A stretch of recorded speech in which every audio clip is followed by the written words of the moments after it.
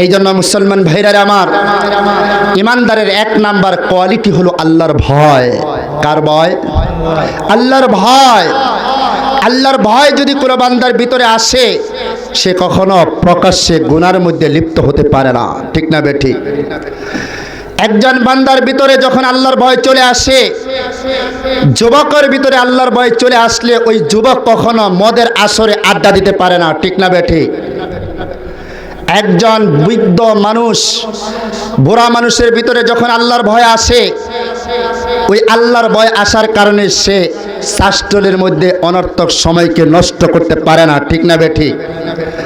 একজন মা বোনদের ভিতরে যখন আল্লাহর ভয় চলে আসে, আল্লাহর ভয় চলে আসার কারণে ওই মা বোন বেপর্দায় চলে স্বামীর অবাধ্য হয়ে দুনিয়ার থেকে জাহান্নাম কামাই করতে পারে না। ঠিক না বেঠিক? এই জন্য মুসলমান ভাইরা আমার, কোনো নেতার ভিতরেও যদি আল্লাহর ভয় চলে আসে, ওই নেতার মাধ্যমে দুর্নীতি হতে পারে না। ঠিক না বেঠিক? আওয়াজটা আগের মতো হইল না, কইমা গেছে। ভয় পান? নেতার ভিতরে যদি আল্লাহর ভয় চলে আসে, ওই নেতার মাধ্যমে দুর্নীতি হবে না। ঠিক না বেঠিক? যখন প্রভাবশালী ব্যক্তি, তার ভিতরে যখন আল্লাহর ভয় চলে আসে, টেবিলের নিচ দিয়া বান্ডিন আদান প্রদান হবে না। ঠিক না বেঠিক? মুসলমান ভাইরা আমার, নবী নাই, চলে গেছে। হযরতে আবু বকর সিদ্দিক রাদিয়াল্লাহু তাআলা আনহু, ইসলামের প্রথম খলিফা, ইসলামের প্রথম খলিফা হযরতে আবু বকর সিদ্দিক সারাদিন সরকারি ডিউটি করে রাত্রির বেলায় মাগরিবের পরে মাথার মধ্যে কাপড়ের গাঁটটি নিয়ে মক্কার অলিতে গলিতে বের হয় আর বলে, কে আছো? আমার কাছ থেকে কাপড় ক্রয় করো। আমার কাছ থেকে যেই কাপড় ক্রয় করবা, যেই লাভ হবে, ওই লাভ দিয়ে আমি আমার সংসার চালাই। সুবহানাল্লাহ। রাষ্ট্রপ্রধান সংসার চলে না। রাষ্ট্রপ্রধান কি চলে না? সংসার চলে না। মুসলমান ভাইরা আমার, বিখ্যাত সাহাবী হযরতে ওমর রাদিয়াল্লাহু তাআলা আনহু ডাক দিয়া বলে, আমিরুল মুমিনিন, আপনি সারা দিন জনগণের খেদমত করেন, সরকারি ডিউটি করেন, সন্ধ্যার সময় নিজের ব্যস্ততার জন্য, নিজের সংসার চালানোর জন্য মক্কার অলিতে গলিতে কাপড়ের গাঁটটি মাথায় নিয়ে বের হয়ে যান।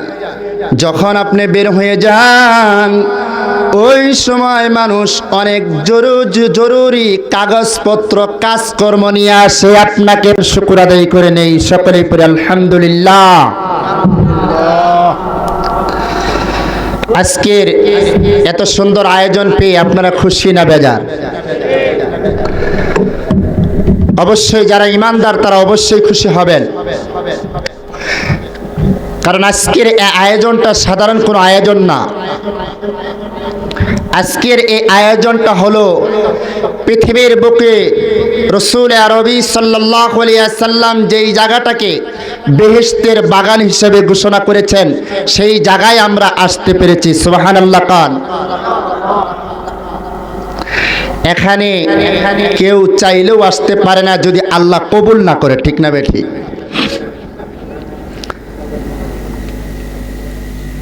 এই জায়গাটা এমন দামি, এই জায়গাটাকে আল্লাহ তাআলা দামি বানিয়ে দিয়েছেন, বেহেশতের বাগান। এই সামিয়ানার চতুর্দিকে আল্লাহর নবী হাদিসের মধ্যে বলেন, ইল্লা হাফাতহুমুল মালাইকা ওয়া গশিয়াতহুমুর রাহমা ওয়া নাযালাত আলাইহিমুস সাকিনা ওয়া যাকারাহুমুল্লাহু ফীমান ইনদাহু। আল্লাহু আকবার। আল্লাহর নবী সাল্লাল্লাহু আলাইহি ওয়াসাল্লাম বলেন, এই জায়গাটা এত দামি, এই জায়গার চতুর্দিকে ফেরেশতারা আসমান পর্যন্ত বেষ্টন করে রাখছে। সুবহানাল্লাহ। এই জায়গাটা এত দামি যে এই জায়গার মধ্যে আল্লাহ রাব্বুল আলামিন বৃষ্টির মতো রহমত সাকিনা নাজিল করতেছেন। সুবহানাল্লাহ। এই জায়গায় যে চায় সে আসতে পারে না, যাকে আল্লাহ কবুল করে সেই আসতে পারে, ঠিক না বে ঠিক? কারণ আমাদের পিছনে অদৃশ্য একজন শত্রু আছে যাকে মিস্টার ইবলিস বলা হয়। সেই মিস্টার ইবলিস চায় না কোনো মুসলমান বান্দা ঘোড়ার বোঝা মাথায় নিয়ে মাহফিলের শুরু থেকে নিয়ে শেষ পর্যন্ত বসে উলামায়ে কেরামের জবান থেকে আলোচনা শুনে আখেরে মোনাজাত করে শেষে নিষ্পাপ হয়ে বাড়ি ফিরবে, এটা মিস্টার ইবলিস চায় না। যার কারণেই যখনই কোনো মানুষ মাহফিলের দিকে রওনা হতে দেখে মিস্টার ইবলিসের গায়ে আগুন ধরে যায়, ঠিক না বে ঠিক? এই জন্য মুসলমান ভাইরা আমার, আমরা যতক্ষণ আসি, যতক্ষণ আলোচনা শুনবো, আগে আমাদের নিয়ত ঠিক করতে হবে। কি ঠিক করতে হবে? আলোচনা যেই করুক, আমার সর্বপ্রথম নিয়ত ঠিক থাকতে হবে যে আমি ইখলাসের নিয়তে, আমলের নিয়তে বয়ান শুনবো তো ইনশাআল্লাহ। এবং যে ওয়াইজ, তারও নিয়ত থাকতে হবে যে আমি আলোচনা করব যতক্ষণ পর্যন্ত কোরআন ও হাদিস থেকে ইখলাসের নিয়তে করবে ইনশাআল্লাহ।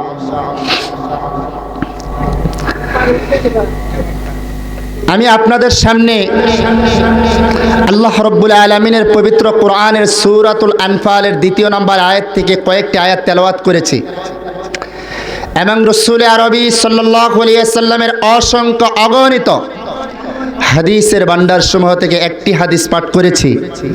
যদি আল্লাহ রাব্বুল আলামিন তৌফিক দেন, উক্ত আয়াতকে সামনে রেখে, হাদিসকে সামনে রেখে অতি জরুরি কিছু আলোচনা করার চেষ্টা করব ইনশাআল্লাহ। প্রিয় সুধী, পৃথিবীর মধ্যে এক শ্রেণীর লোক এরকম আছে যারা বলে যে আমরা পাক্কা ইমানদার, ঠিক না বে ঠিক? পৃথিবীর মধ্যে এরকম এক শ্রেণীর লোক আছে যারা বলে আমাদের ইমান পাক্কা, কাঁচা না। মসজিদের ধারে কাছেও যায় না, নামাজের ধারে কাছেও যায় না, তাদেরও একই স্লোগান, আমার ইমান পাক্কা, ঠিক না বে ঠিক? এমনও মানুষ আছে যারা সুদ ঘুষের সাথে জড়িত, তাদেরও একই স্লোগান, সুদ ঘুষ খাইলে কি হবে, আমাদের ইমান পাক্কা। এমনও মানুষ আছে পৃথিবীর মধ্যে যারা প্রকাশ্যে গুনার মধ্যে লিপ্ত, তাদেরও একই স্লোগান, আমরা প্রকাশ্যে গুনাহ করলে কি হবে, আমাদের ইমান পাক্কা, ঠিক না বে ঠিক? মুসলমান ভাইরা আমার,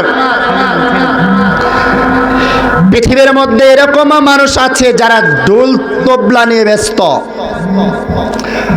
ঢোল তবলা নিয়ে ব্যস্ত, গানের আসর নিয়ে ব্যস্ত, যাদেরকে মারেফাতের সম্রাট, যাদেরকে আমরা বাউল সম্রাট নামে পরিচিত, তাদেরও একই স্লোগান যে আমরা গান বাজনা করলে কি হবে, আমাদের ইমান ঠিকই আছে, ঠিক না বে ঠিক?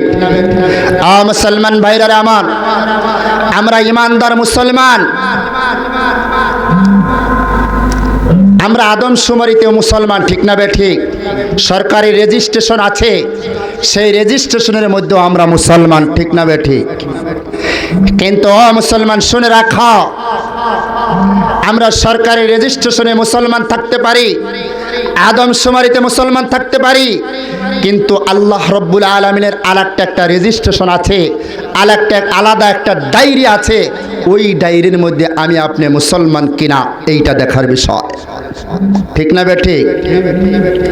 মুসলমান ভাইরা আমার, সেই রেজিস্ট্রেশনে, সেই ডায়েরির মধ্যে যদি আমি মুসলমান হইতে পারি তাহলে আমি কামিয়াবি হতে পারবো, সুবহানাল্লাহ। সেই রেজিস্ট্রেশনের মধ্যে যারা মুসলমান, তাদের কিছু কোয়ালিটি থাকা প্রয়োজন, কিছু গুণ থাকা প্রয়োজন। আল্লাহ তাআলা সূরাতুল আনফালের 2 নম্বর আয়াত থেকে কয়েকটি আয়াত আমি তেলাওয়াত করেছি। এই কয়েকটি আয়াতের মধ্যেই প্রকৃত ইমানদার কারা, ইমানদারের কোয়ালিটি কি কি হবে, ইমানদারের গুণ কি কি হবে এই সম্পর্কে বয়ান করেছেন। আল্লাহ রাব্বুল আলামিন বলেন, ইন্নামাল মুমিনুন,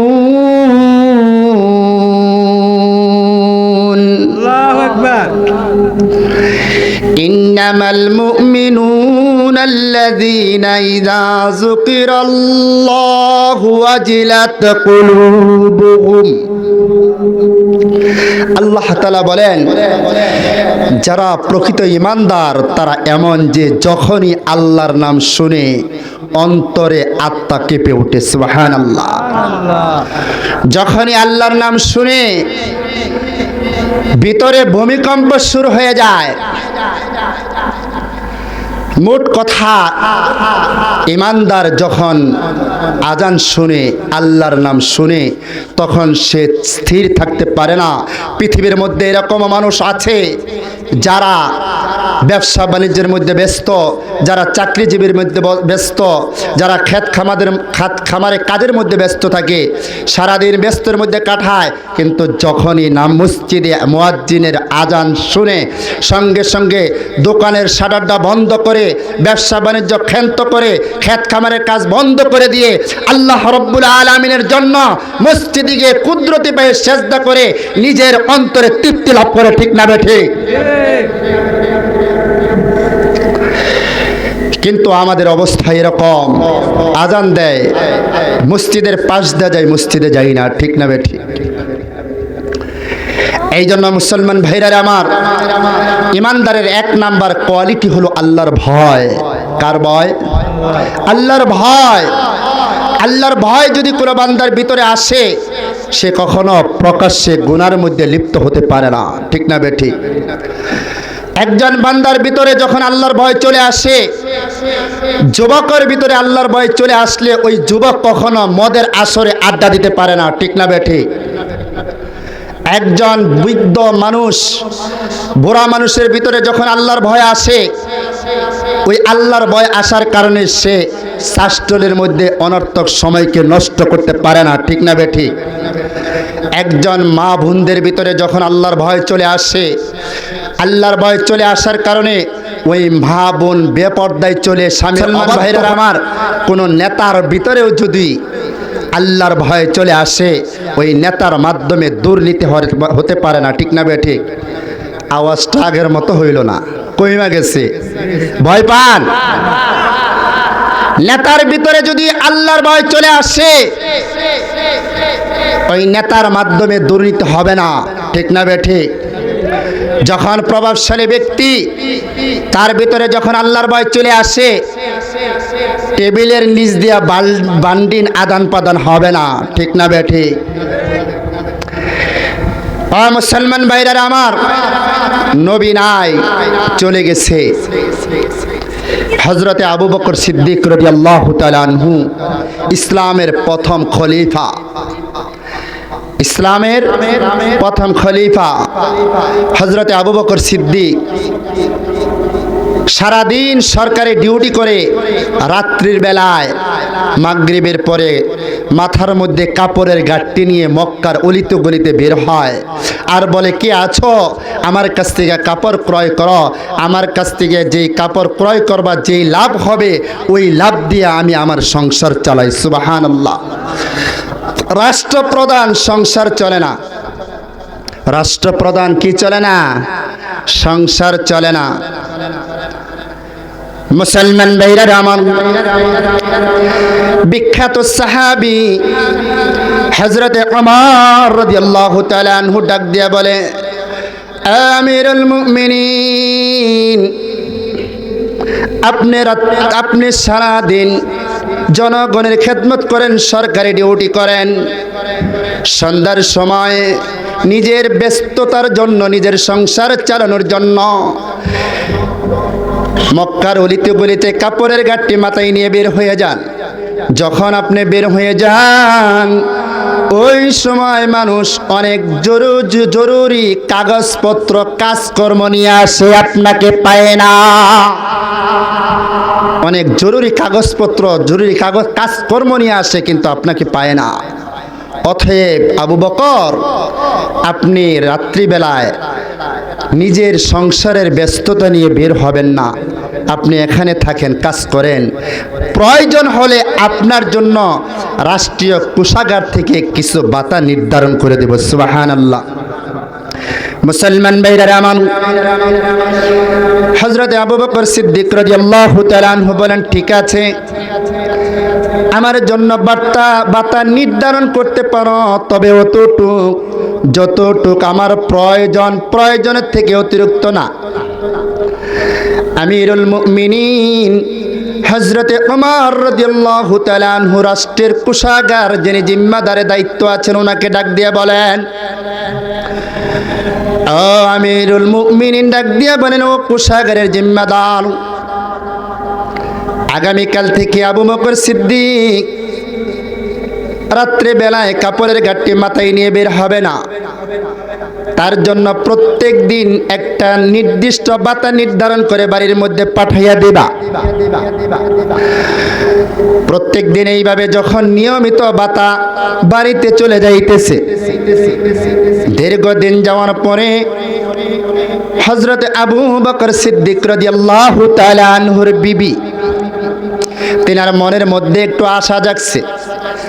আমার স্বামী যখন মক্কার মধ্যে সবচেয়ে দামি ছিল, সবচেয়ে ধনী ছিল, টাকা পয়সার কোনো অভাব ছিল না, ওই সময় আমার স্বামী মিষ্টি জাতীয় অনেক জিনিস ক্রয় করে খাইতো।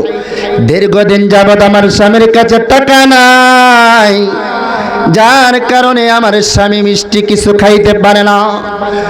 ওই যে প্রত্যেক দিন বরাদ্দকৃত কিছু টাকা যায়, সেখান থেকে বাঁচাইয়া কিঞ্চিত করে টাকা রাইখা অনেক দিন পরে কিছু টাকা জমাইছে।